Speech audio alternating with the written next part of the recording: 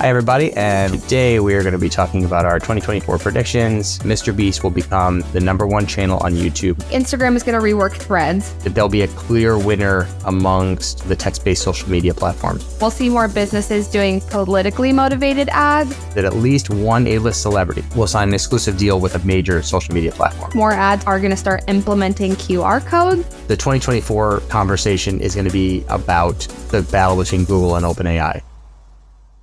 Hi, everybody, and welcome back to the Frustrated by Your Marketing podcast. Happy 2024. Yeah, seriously. We are recording this first week of January. You'll probably be hearing it the second or third week. We are trying to get these out a little bit faster from after we record them, so hopefully the second week.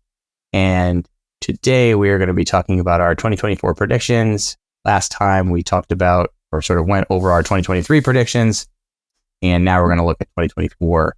I know we had teased a couple of things in there, but you'll get our full predictions. I have 4, Madison has 3, and we're going to go through them all today. And then come December, we'll go back and rate ourselves, and hopefully we do a little bit better this year, because last year was just okay, I guess. Honestly, I had a very difficult time picking the 3 I wanted to do. Honestly, the couple I did was because I saw different things on like ads or TV, and I was like, ooh, maybe that would make a good prediction. So I had a difficult time with this one, though. More difficult than last time. So. Okay. I mean, that's kind of how I did my predictions, too. It's just, stuff that I'm paying attention to. Obviously, if you're paying attention to it and you see a trend that hasn't been written about, too much, makes a good prediction. So I think that, and one of my predictions overlaps to a lot with one of Madison's too, in a sort of attacking it from a different sort of angle, and the other one mentions it. So I think we kind of are in agreement on that, which is good as well. Yeah, I thought that was funny too, that we definitely agreed on some of our predictions. So it'll be interesting to see if we both fail at the end of the year with our predictions or if we were both correct. So we're going to find out. So this first one, I am very confident in, at least the first part of it. So some of I made a prediction, and then I have sub predictions for some of mine. So my first prediction is that Mr. Beast will become the #1 channel on YouTube by the end of April. So the only part of that I'm a little less confident on is the timeline, but kind of running, his numbers and how fast he's been growing against T-Series, which is the second channel out there. I think that's probably a pretty good estimate. Probably not the most interesting prediction for Madison, but I find it very interesting. I'm becoming somewhat obsessed with Mr. Beast and how he has mastered YouTube, and really sort of these sub predictions sort of cover this part of the topic. So I think that's a pretty easy prediction. That's going to happen, whether it happens in April or May or June, who knows? Might even happen sooner. There'll be a FOMO part of this as my other parts of the prediction. So that's the prediction we're going to grade against, right? Yeah. So that's all I want to grade against. But my other sort of sub predictions are that it'll happen at around 260 million subscribers, and he'll pass T-Series at that. that is so crazy. That's insane. Put it in perspective, he's gained almost 30 million subscribers since we talked about it last time, which I think was in like end of October.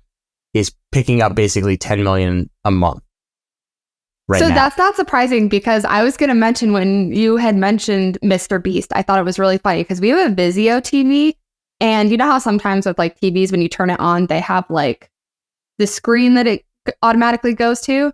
So Mr. Beast the other day was like an ad on there, and I thought it was so funny because I didn't even know who he was until our last podcast episode or whatever one we talked about him in the predictions episode. But yeah, so when I saw that, I was like, oh, I actually know who that is now. And so that is not surprising that he's gaining more followers, because I mean, that's just a random ad I saw, and I've never seen an ad for him before. So right. So that's part of my prediction again. 260 million is these are my sub predictions that won't count. I'm going to guess that within 2 months, or by the end of June, of him becoming #1, he'll be the first one to hit 300 million subscribers, because there's going to be this FOMO. And what you're talking about is I think that he'll be the first real A-list celebrity, top tier, everybody knows his name, YouTuber out there. I mean, there's other YouTubers that are very well known, but I don't know if you consider them like A-list, like a Brad Pitt type, but I have a feeling he'll be the first one is, Jimmy Donaldson will be the first one that everybody knows his name by the end of the year because the production companies are going to care about him. He's going to be on TV. Like he's going to, when he does this, which he will, it's going to get so much attention that you won't be able to not know who he is. And you said that he appeals to pretty much all ages, right? I think so. I mean, I love him, and my 3-year-old, 4-year-old loves him. So he's got that appeal. He's definitely a little family friendly. It sounds like. Yeah, he's mostly family friendly. There's some off-color jokes, but it, mostly family friendly. And I'm sure he skews younger, and that's so. Again, I think he'll be A-list. I think that big companies are going to start paying attention to this because he puts out, now they're like 30-minute, usually like almost 30-minute videos that have $1 million plus production budgets. And he, then makes millions of dollars on both the sponsor and the actual, payment from YouTube for those. So he's converted or changed the conversation, I guess. And so I think that big production companies might start releasing stuff directly to YouTube because of this and trying to become like him, trying to follow that. And so that's more of an easy, those are more easier predictions. And then this one's like way out of left field, but I have a feeling that somebody like NASA or another like education type brand organization, I think he probably would stay away from politics on this, but something where somebody wants to reach a younger target demographic, going to reach out to him, and they'll like the weirdest prediction would be he does a video from the space station. Yeah. They reach out, they want to like get kids interested in STEM, they want to get kids interested in honestly, in space. yeah, it's super smart. And he's got this insane, at this point it would be 300 million plus subscribers, which is where I think it'll go. And it skews young, it's international. I'm sure it's more US based than around the world, but a great way to get a message like that out. So you saying that you saw him on TV is awesome because that kind of, I thought it was so funny. I was like, oh, I know who that is. Yeah. So it lends itself to my prediction. So a lot of sub predictions in there, but the real prediction is he's number one. He's already the number one individual, but he's the number one channel and keeps it for a long time. So that is my number one prediction. Do you know a channel that comes close to him in terms of like views or anything or subscribers? Well, so he's currently number 2 to T-Series, which is a MTV for India, basically, is the easy way to sum it up. It's like their music channel. India obviously has over 1 billion people, so it's different. It's a lot of different artists. Him being one personality with a small subgroup of secondary characters makes it more unique. And I think after him might be PewDiePie or however you pronounce that one. I had heard about him before. He was the number one for a long time. I think they're all actually friends, all these YouTubers, because it's such a small niche group of people that can do this, at that high level. But I don't really know what his deal is, and I certainly wouldn't consider him A-list, where I think that's coming for YouTube, is this more A-list status. So we'll see. Very interesting. Yeah. Yeah. Okay, so that's my number one. What's your number one prediction? So I think Instagram is going to rework Threads.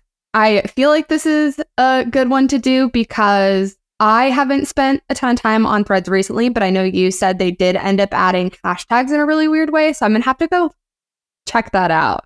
But I do think that more people are going to start using it. I've already noticed more people starting to get Threads accounts.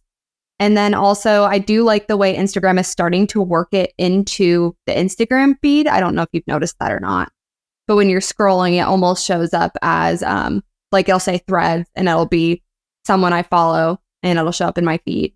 And if I want to go Threads, I can just click it, and it'll go straight to Threads app, which is really nice. But I think Instagram is going to start reworking it and getting more people to use it, and probably primarily focus more on the Threads app this year, hopefully. I mean, they built it, so, and there's millions of people on it already, so they probably should. I would say that's a really good prediction, and I agree with it. And it, again, like I mentioned before, my number 2 prediction, which I'll say now, and then we can kind of talk about this all together, is that there'll be a clear winner amongst the text-based social media platforms by the end of the year. So Threads is one option. X/Twitter is another. Mastodon is the one that's on the Fediverse that I've never used, but I've heard about. Or somebody at a left, maybe Google will create another one. I mean, something will win when we're talking a year from now.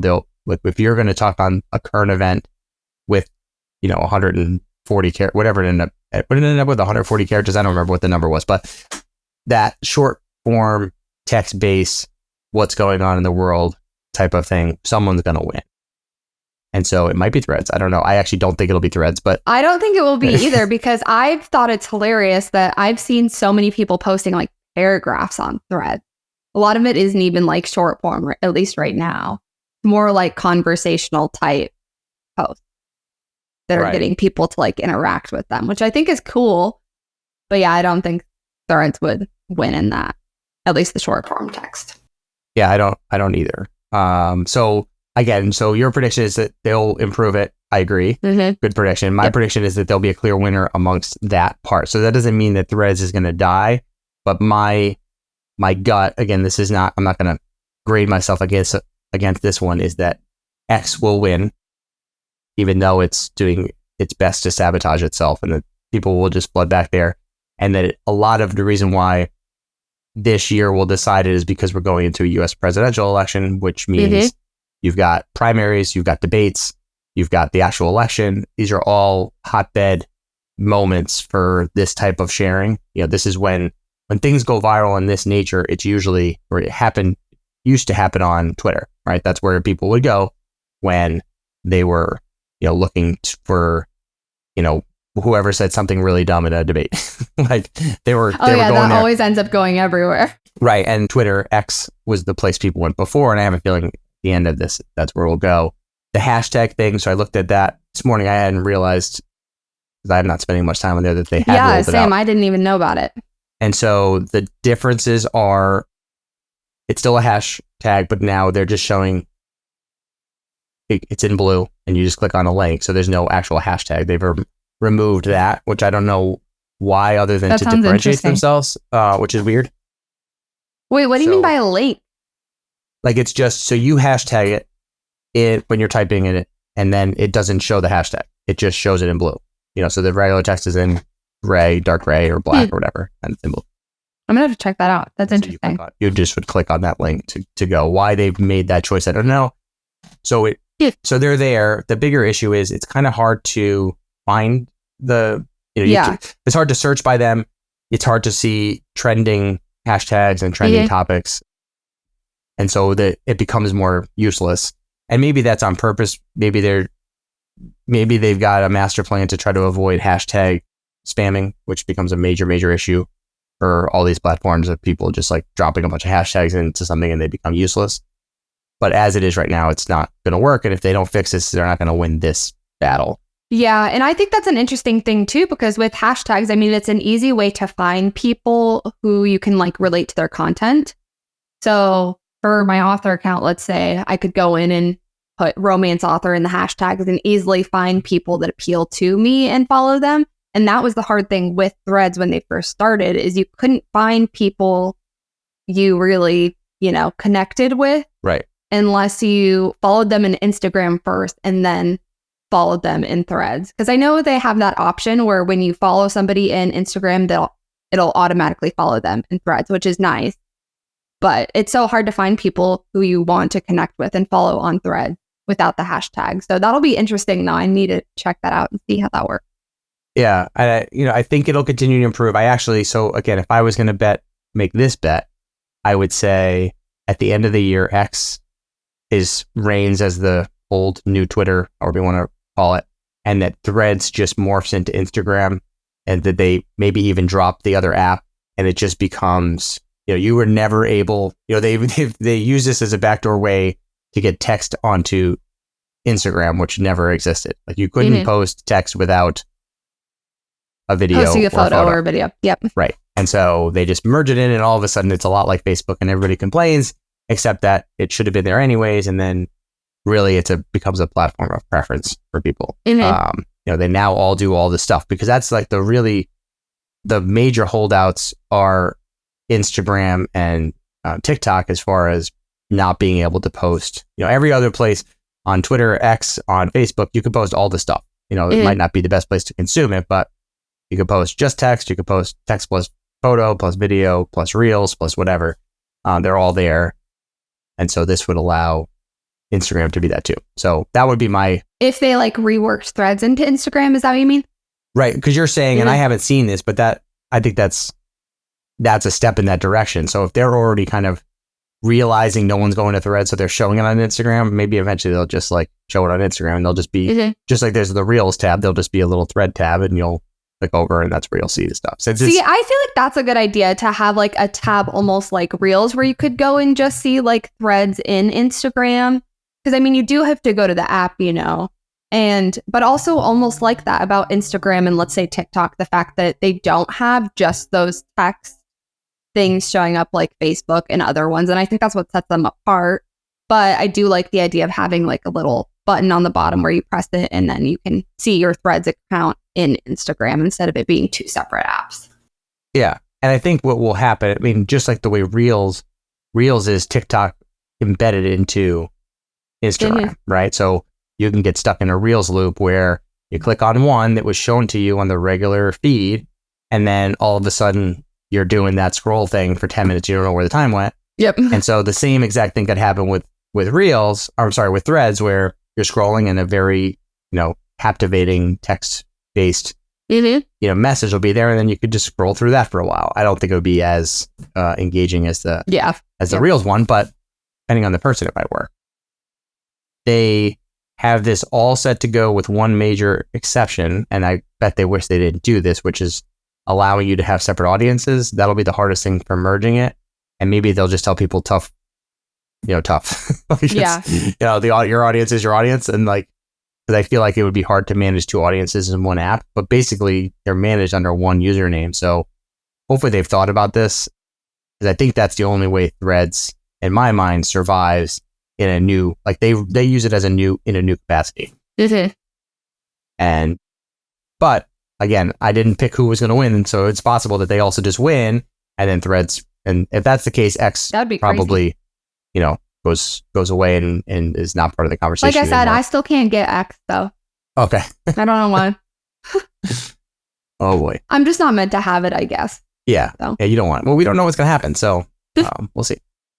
Okay, so that it was kind of both of our second ones. Well, what's your next one? I think you go next. So I guess my next one kind of ties with it too. Okay. We'll see more businesses doing politically motivated ads, like businesses taking a stand pretty much. And Michael actually gave me the idea for this one because like I said, I had a hard time figuring out what I wanted to do. And I think he's right, because it's an election year. And so I think we are going to start seeing more businesses and companies taking a stand kind of with their political standing, which will be interesting for sure. But it's also, I think, since it's an election year, it will get some people's attention for sure if they are taking a stand. So, right. Yeah. I think the thing that I would expect is when and if companies take a stand, that they will hopefully learn from Bud Light and Target. Yep. And make sure it's a stand that they want to take, because those two brands proved how poorly something can sometimes go it just does not work. If you take a stand that you were just doing for exposure reasons and it wasn't really part of your brand. So if you truly believe in something and you truly want to back a cause, make sure that you're it's actually part of your core, and you can and work it in a smart way. Right. Being smart about it.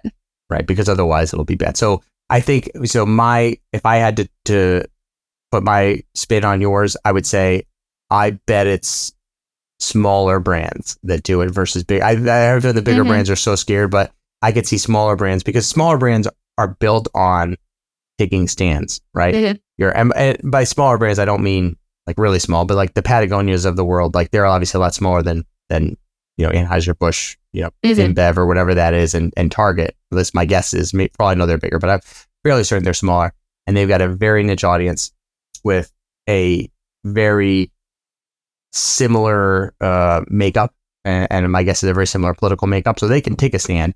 and they will stand behind it. And the other half of the world, they don't need them as customers, right? So I'm sure they'll gladly take their money, but they're not worried about losing their, that audience. Where these overarching brands that everybody does consume from and can consume from, they might stay away from it because they know if they make a stand, they're going to lose half. And it's a bigger risk for them too, I feel like sometimes with bigger businesses. Right. So, but I mean, those two did it within months of each other. So for all we know, they'll just continue to make that same mistake. I don't know. We'll have to see. So I think you're right for sure that they'll do it more and more. I think people are just looking for a way to stand out. So yeah. And that's what I was thinking too, is I think, because it's an election year, people will start doing that because they know they can reach that audience right now. It'll be interesting for sure to see those. So yeah, can't remember the statistic, but I think Coca-Cola, I think, spends more money on advertising every year than like all the political candidates combined or something like that. And don't quote me on that because I never verified that stat, but I think it's something along those lines that these big media companies or big brands spend a ton on advertising. But the difference with what we're about to go into with an election cycle is it's so grating and it's so polarizing and it's so confined in time. So you get to the summer during, so you're in North Carolina, right? Yeah, mm-hmm. North Carolina. So you're not, South Carolina, I think is the one that's worse. But like there are some states, Ohio, I think it's South Carolina, and Connecticut, nobody, we still get annoyed. But like if you're in one of those battleground states, it's like every commercial, every Facebook ad, everything. And the spend is so concentrated and so in time and location that it becomes really part of the conversation in I don't want this anymore. But they're fighting for these, small percentages of votes that swing a whole national election. So it'll be interesting. I know it's kind of funny because one of my, it was right before I started with Skyline. I actually did a campaign for a judge for a local election, and it made me realize. I know you said you love politics. Like didn't you say you wanted to be president when you were younger? I did. Well, when I was in high school, that was what I was going to do when I went to college. I was going to study politics. I was going to go to law school. I was going to do all that stuff. And then I realized that politicians are crazy. And even in the college level, and I didn't want to do that. So yeah. And even just doing that like local campaign was honestly pretty difficult because you have to be so careful, especially when, someone's votes are in your hands. Right. That was probably one of the craziest jobs I've had, honestly, for marketing at least. But it is marketing at its best. I find that's where it's hard. It's really hard. Keep my major, but sort of switch my focus because I was by the time I realized this, I was poli-sci. I was stuck, but I wrote my senior thesis on media and American government, and really it's. And since then, marketing has sort of been the topic that I find the most interesting. And I had always found it interesting, but that was how I did my little pivot there. And it's marketing. I mean, the teams behind campaigns, I mean, they're marketing gurus. I mean, that's what it is. The little nuances, the sound bites, it's all the same stuff. It's marketing. So I'm sure, I didn't think about this before, but we'll be touching on that throughout the year. I'm sure we'll be not necessarily dissecting the politics because that's not this podcast, but dissecting who did different it right. Ad campaigns and stuff would be super fun for that. Who did it right? How they use sound bites, how they use their campaigns, how they used AI. Who knows? It would be very interesting stuff going into the both national and other elections this year. Mm-hmm. What is your next one? Okay, my next one is So this was inspired by Snoop Dogg. And a little bit by Kendall Jenner. So when we were talking about the Snoop Dogg winning best ad of the year, which I still think was the best ad of 2023, I noticed that, so this is platform specific, but he started things on Instagram. And that was partially because he wasn't going to do a video for TikTok. So I just sort of noticed that. And then Kendall Jenner did that And we talked about her in a previous episode where she did her AI chatbot through Meta on Instagram as well. Mm-hmm. So anyways, those two things sort of inspired this way out of left field prediction that I would put very little faith in. But I think, I don't know, if I was Meta or if I was TikTok, I would do this.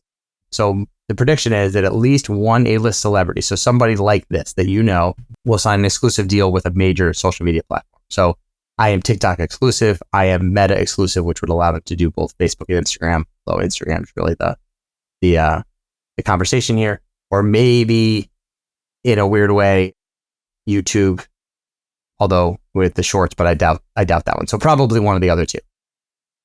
And so if I was Meta, I would go after this, somebody that really is part of the conversation, like The Rock or, any of the Kardashians or Snoop or, somebody multi-million followers, people are obsessed with this person. They're going to follow them to wherever. And so if you're following them on TikTok, you'll go to Instagram. And then when you're on there, you'll get sucked into their loop and maybe stick around. So again, it's based off of, I've not read anything about this. I've not seen anything specifically like this other than maybe the Kendall Jenner thing. Mm-hmm. But yeah, I feel like it could happen and it should. Like if I was on their marketing team on how to increase their usership as they're battling it out, I would do this with somebody, sign a 1-year exclusive deal. And you're now going to post Kim Kardashian. You're only going to post on Instagram and you're done with TikTok. And that's it. And it would just be, first of all, the first one to do this will get so much attention that it would be worth doing it just for that. Yeah. And then, because every news outlet, every podcast, anything related to marketing or social media will talk about it if somebody does this. And then obviously the added benefit of your followers that are obsessed with it will now go and follow you on the other place and, watch you there. They might already be following you, but the eyes will be on that screen and then you'll get sucked into other stuff. So this is kind of off topic, but I thought this was hilarious. So on New Year's Eve, we watched the ball drop in New York City because that's like one thing I always did with my family. We would always watch the ball drop on TV, especially since I have family from New York. But it was so funny because one of the ads, did you know that Snoop Dogg is helping with the Summer Olympics? I did. I didn't see that. I did hear that. Hosting it, I guess, kind of for the US. I am so excited because I think that is hilarious. And there was an ad where he had it was almost like an easel with different photos on it. And so he was sitting with athletes from the US and he would take off the front photo and behind it would be a photo of the athlete doing something. So it was these two women that were cheering who did beach volleyball. And then there was a gymnast and she was just in a really funny pose. And he would just sit there and ask them what they were doing. And it was just this hilarious conversation. And I thought that was so funny. And I'm wondering if Solo Stove maybe helped with that a little bit. All these other brands and things saying, maybe they should take the risk and really get these popular people to do things. He's taken off even more so. It's funny. I just started following him on LinkedIn. He was suggested to me. It was a video where he thanked himself for all his hard work in 2023, which was really funny. It's I did a really good job in 2023. Keep it going. He can get away with it. I think it's that lovable nature. Most other people wouldn't get away with that. They would come across as just cocky. And so, yeah, I did hear that. I didn't see anything though, but I did hear. You should go find the ad because it is so funny. It was making me laugh. And Michael wasn't down here when I had seen it, and so I actually went back so I could play it to him, and I just could not stop laughing. It was so funny. Because he does. I don't think he knows a ton about sports and stuff. And obviously, there are so many different categories for the Summer Olympics, and so just watching him talk to these athletes and him having zero idea of what they do. And it was so funny. So yeah, you should go watch that ad. Where is it? Is it Paris? Where are they this year? I think. Okay, Paris. I'm pretty sure it's France. Yeah. Okay, good. Yeah, he's great. I love it. I'll find it for sure. Yeah, I think I'm kind of obsessed with Mr. Beast and kind of obsessed with Snoop. Those are the two guys that I think pay attention to those two guys in 2024. Big things coming from both of them for sure. Yeah, and I think the willingness for Snoop is interesting because his willingness to go outside of his comfort zone. Mr. Beast is locked in on. He's got his He does one thing, he does it really Personal well. brand. Yep. Yeah. Where Snoop, I think he can try anything at this point, and as long as he brings that sort of silly. And I never personality. follow along with Snoop Dogg ever, but since Solo Stove, once I saw that ad for the Olympics, I was like, this is hilarious. Honestly, and probably way more people are going to watch the Olympics too. At least, I mean, I guess all over the world because it's Snoop Dogg. So. Yeah, I don't think the Olympics gets the kind of coverage it used to. Mm-mm. And I'm I think it'll help. Yeah. That was part of the conversation. Like someone was sat in a boardroom and said, how can we get more people to watch the Olympics? And I said, I don't know, Snoop Dogg. And for all you know, they said, and he's doing this. I don't know if the Solo Stove, this was probably planned before the Solo Stove thing, but for all you know, that was part of the conversation. Like, hey, you have to keep this hush hush, but we're doing this too. He's going to get more exposure because of that too. So funny. But yeah, I think it's good. Okay, so that was my third one. You have a third one too, right? Yeah, my third one is I think more ads are going to start implementing QR codes because I used one the other day on the TV, which I've never done before. And I've been noticing it more. And I think it's super smart because, a lot of times with different deals places are having, especially if you can go and get those deals on your phone, a QR code just makes it so much easier for people to directly get there without having to take the extra step. Right. Some people are lazy. Like when I saw that, I was like, oh, that's so much easier than going and typing it in the search engine and looking for the deal. Whereas the QR code took me right there. It was a HelloFresh deal because we use HelloFresh and it was for a free dessert. So it worked. Did you get the deal after the fact? I thought that once you're locked in, you stuck with we did it for a long time and then realized we didn't even have time for that. But I feel like once you were locked in, once you got your initial deal, you couldn't get another deal. Did you get? We got a free dessert, so I was like, oh, okay, cool, that's good. I've actually been getting a lot of deals with it, but we've been doing that because I am definitely an overspender with shopping, especially since there's only two of us. Okay. And HelloFresh has helped us save a lot. So when I saw that deal, I was like, oh, that's cool. We'll try it. That's great. But the QR code made it so easy.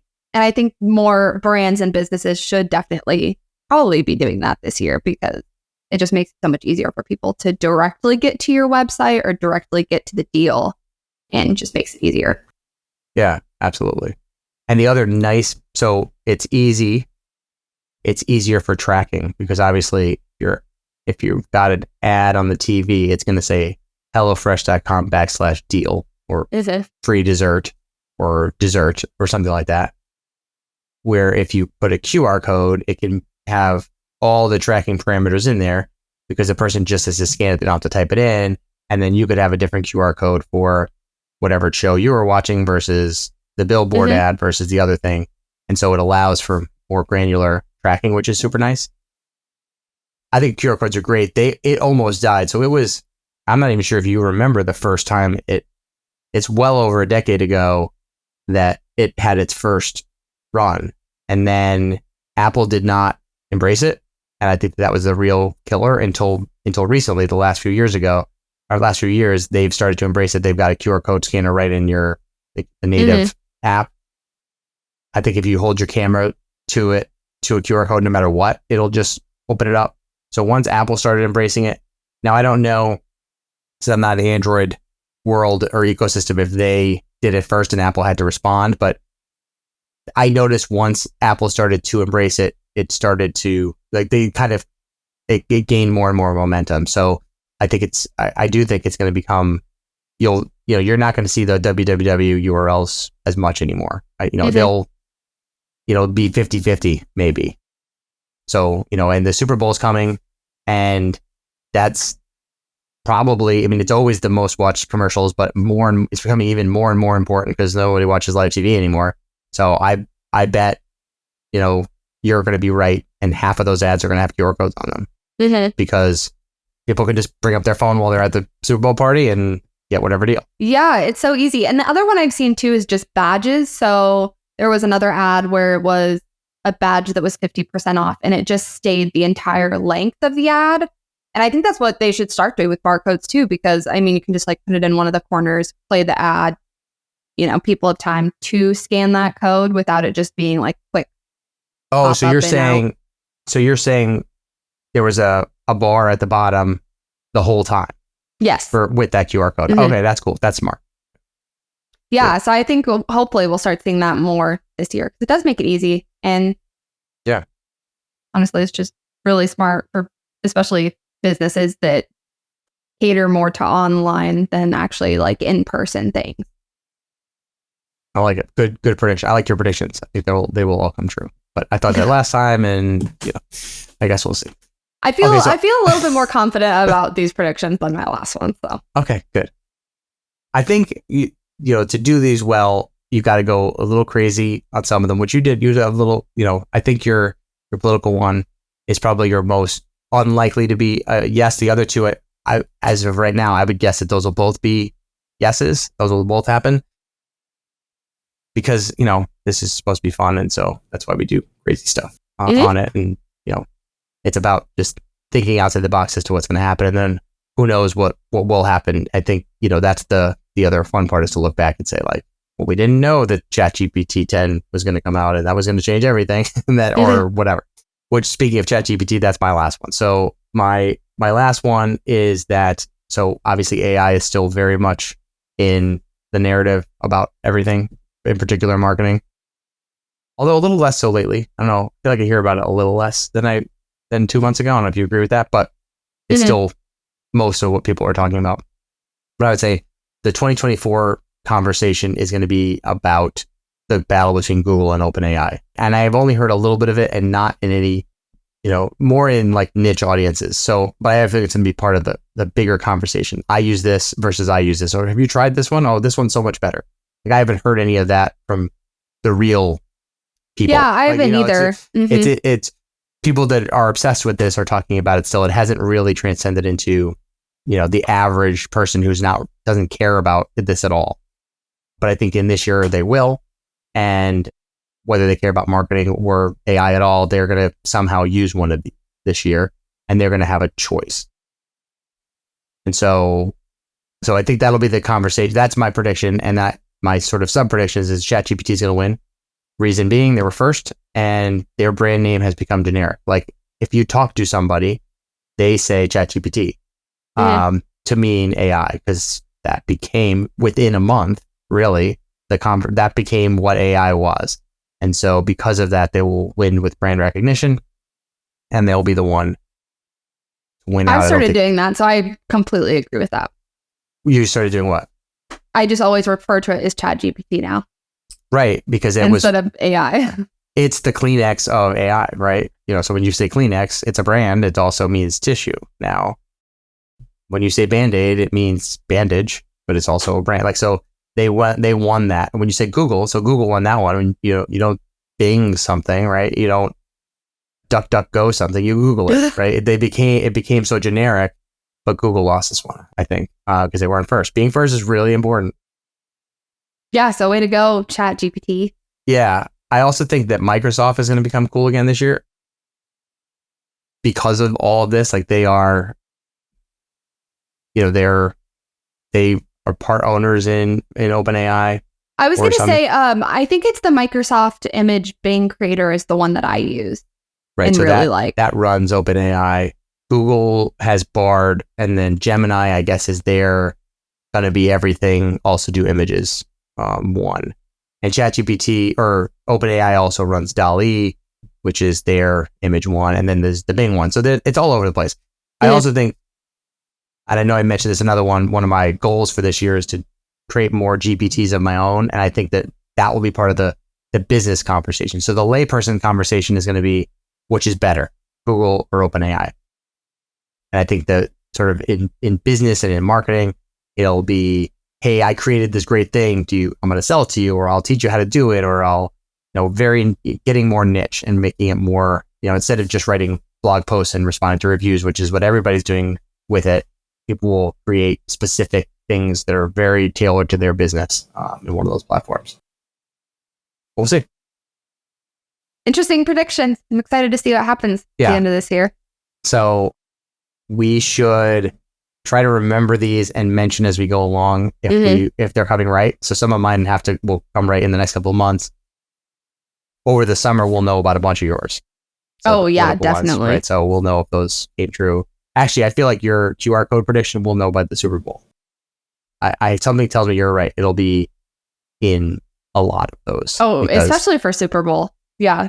Right. Like I could see there being one where like it's just a QR code. Like it's so it really, like that's the whole ad. Like that would actually be a great ad. Like it doesn't say anything. It's just a QR code for 30 seconds because everyone would scan it. I know that would actually be hilarious if it was just a QR code, no other information, just like that's it. Scan it for the surprise. Like, what ad is this? Who is this for? Somebody should do that. That would be the best ad ever. The most highly. Just make sure that website can handle the traffic because it will get a ton of traffic. Yeah. Maybe that's what Skyline should do. Let's do Super Bowl ad and just. Yeah. No, we can't handle that traffic. We can handle a lot of traffic, but not that much traffic. I've heard horror stories of brands that spend all that money and then their website crashes and they lose all that business. I bet. Yeah, completely. Yeah.